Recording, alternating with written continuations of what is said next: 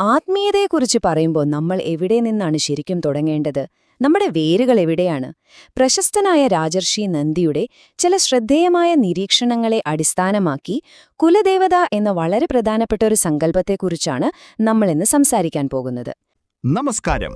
സനാതനധർമ്മത്തിലെ ആചാരങ്ങളും അനുഷ്ഠാനങ്ങളെയും പറ്റി പ്രതിപാദിക്കുന്ന ഗാന്ധീവം എന്ന ചാനലിലേക്ക് ഹാർദവമായ സ്വാഗതം. നിങ്ങളുടെ ജീവിതത്തിൽ തുടർച്ചയായി വരുന്ന അനാവശ്യ പ്രശ്നങ്ങളിൽ നിന്നും പ്രതിസന്ധികളിൽ നിന്നും എങ്ങനെയെങ്കിലും ഒന്ന് രക്ഷപ്പെട്ടാൽ മതിയായിരുന്നു എന്ന് നിങ്ങൾ എപ്പോഴെങ്കിലും ആഗ്രഹിച്ചിട്ടുണ്ടോ? തീർച്ചയായും ഉണ്ടാകും, അല്ലേ? ചിലപ്പോഴത് സാമ്പത്തിക ബുദ്ധിമുട്ടുകളാകാം, അല്ലെങ്കിൽ കുടുംബത്തിലെ പ്രശ്നങ്ങളാകാം. ഇതിനൊരു പരിഹാരം കണ്ടെത്താൻ നമ്മൾ പല വഴികളും നോക്കാറുമുണ്ട്. രാജർഷി നന്ദി ഇവിടെ ചോദിക്കുന്ന ഏറ്റവും പ്രധാനപ്പെട്ട ചോദ്യം അതാണ്. നിങ്ങളുടെ ജീവിതത്തിലെ ഒരുപാട് പ്രതിസന്ധികളിൽ നിന്നും നിങ്ങളെ തന്നെ രക്ഷിക്കാൻ നിങ്ങൾ ആഗ്രഹിക്കുന്നുണ്ടോ? വളരെ ലളിതമായ എന്നാൽ ശക്തമായ ഒരു പരിഹാരമാണ് ഈ സ്രോതസ്സിൽ നിന്നും നമുക്ക് ലഭിക്കുന്നത്. ഇതിലേക്ക് കടക്കുന്നതിന് മുൻപ് ഒരു ചെറിയ കാര്യം വ്യക്തമാക്കാം. ചില ഇന്റർനെറ്റ് സ്രോതസ്സുകളിലൊക്കെ കുലത അല്ലെങ്കിൽ കഥ എന്നൊക്കെ തെറ്റായി കേൾക്കാറുണ്ട്. പക്ഷേ ഇത് യഥാർത്ഥത്തിൽ കുലദേവതയെക്കുറിച്ചാണ് പറയുന്നത്. എന്താണ് ഈ കുലദേവത? സിമ്പിളായി പറഞ്ഞാൽ, നമ്മൾ ആരാധിക്കേണ്ട ഏറ്റവും ആദ്യത്തെ ദൈവം. അതായത്, നിങ്ങൾ ലോകത്ത് മറ്റേത് ദൈവത്തെ പ്രാർത്ഥിക്കുന്നതിന് മുൻപും നിങ്ങളുടെ പ്രാർത്ഥനകൾ ആദ്യം എത്തേണ്ടത് നിങ്ങളുടെ കുടുംബത്തിന്റെ അല്ലെങ്കിൽ പരമ്പരയുടെ സ്വന്തം ദൈവമായ കുലദേവതയിലേക്കാണ്. ഒരു വലിയ മരം വളരണമെങ്കിൽ അതിന്റെ വേരുകൾക്ക് ആദ്യം വെള്ളം കിട്ടണമെന്ന് നമ്മൾ പറയില്ലേ?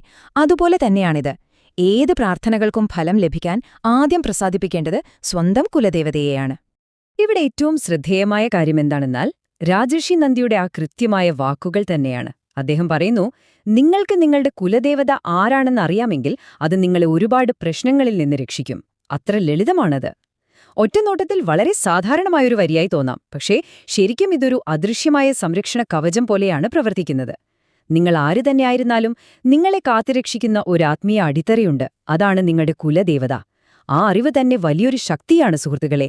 ഒരുപാട് അനാവശ്യമായ പ്രതിസന്ധികളിലേക്ക് നമ്മൾ വീണുപോകാതെ നമ്മെ സംരക്ഷിക്കാൻ ഈയൊരു ബന്ധത്തിന് സാധിക്കും. ഇനിയിപ്പോ നമ്മുടെ തിരക്കുപിടിച്ച ജീവിതത്തിൽ ദിവസവും അമ്പലത്തിൽ പോവാനോ മണിക്കൂറുകൾ നീളുന്ന വലിയ പൂജകൾ ചെയ്യാനോ എല്ലാവർക്കും കഴിഞ്ഞെന്നു വരില്ല. അതിനാണ് അദ്ദേഹം വളരെ പ്രായോഗികമായൊരു പരിഹാരം പറയുന്നത്.